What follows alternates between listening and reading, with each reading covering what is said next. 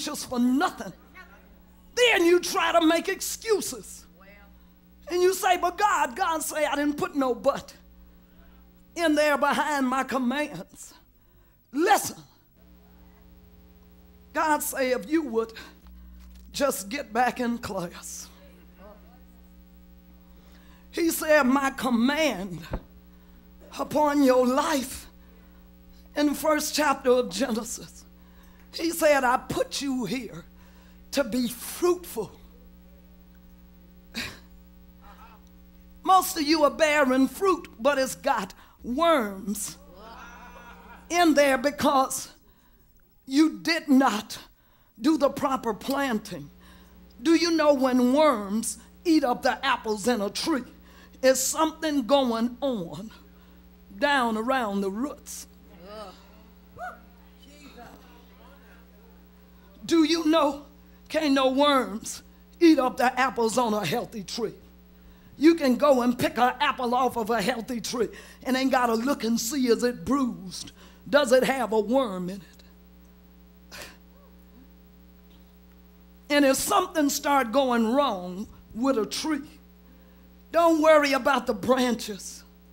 The branches are no more than the offshoot of the trunk from where the life flows from the root. So if you start with a healthy root, a powerful root, listen, God say when I told you to be fruitful, listen to what fruit is. Fruit ain't babies. God say I put enough in every one of you that there should not be a broke person in the body of Christ, because you are connected to the vine. God did not ever say that I will put a hold on my women that don't produce no babies. And they've been lying to women for years that if you don't have no husband and you don't make no babies, that you are not a complete woman. Are you crazy? That has nothing to do with producing fruit. But when you go in unto God and you say, Lord, I've been reading your word, and all of a sudden thoughts, visions, ideas, pictures have been coming to me. You getting ready to bear some fruit. And God say, take that fruit, those seeds that I have put in you, and then bring them up out of you and begin doing something so that you can affect the world. The world is in a mess, but if God's kids would produce, would be fruitful, do you know we could change the course of the world? Wait, it wouldn't make no difference whether Barack Obama or Hillary Clinton wind up in the White House, because if all of us are producing fruit, none of us need to be trying to get ahead of the other one, because all of us, come on, every fruit bearer, come on, every fruit bearer, come here, come on, somebody that know they bearing fruit.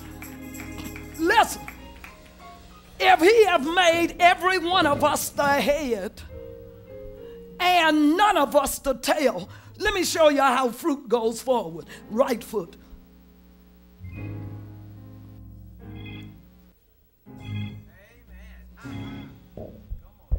Do you understand? Nobody trying to outdo. After it's kind.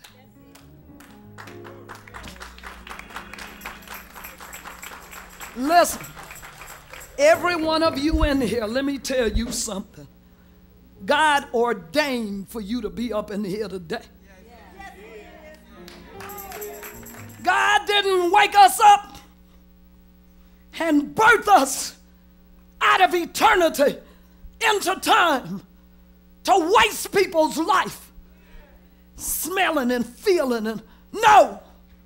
He said, I want you to teach them something. He said, every time they come through that door, he said, I want them to go out of here enriched. And I want them to know what the answer is to the problems. You don't have no problems. Listen, God said, cast all of your care upon me. When you cast your care on him, you don't go into the courtroom like this. I wonder what the judge gonna say. What can the judge say? If that thing been cast over on God, you come out innocent. No matter even if you were guilty.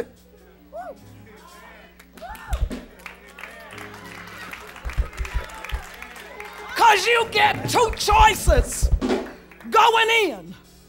You either ask for his goodness because you didn't do it, or you ask for his mercy because you did it and you're sorry.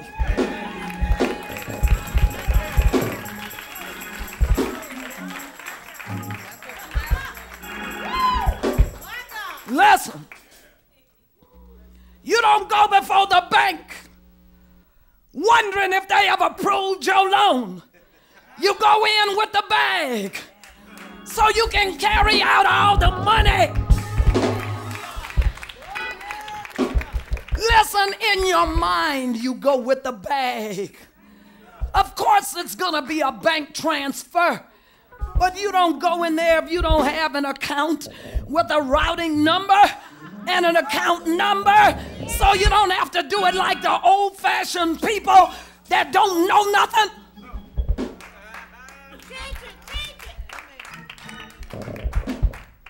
It does not have to pass through your hands in order for it to be yours. Come on now, son. This is crazy faith. It's the kind of faith that takes.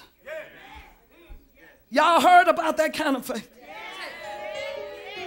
It's the kind of faith that says, I ain't looking, I ain't listening, I ain't feeling, I ain't tasting, I ain't touching, I'm just going. How? I'm going with God, because he said he would go with me.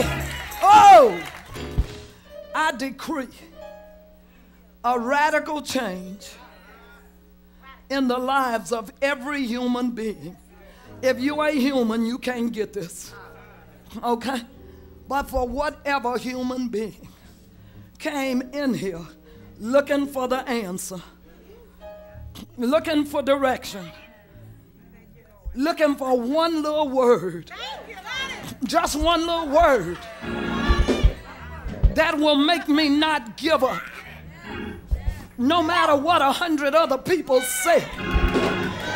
But if I can just get one little word, just one little glimpse, and I want you to wipe your eyes, because I'm asking God to give you some spiritual eyes.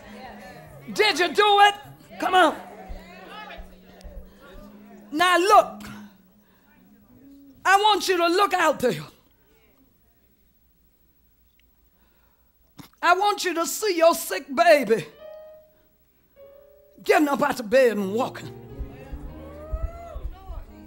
I want you to see your blind relative getting up from there and seeing.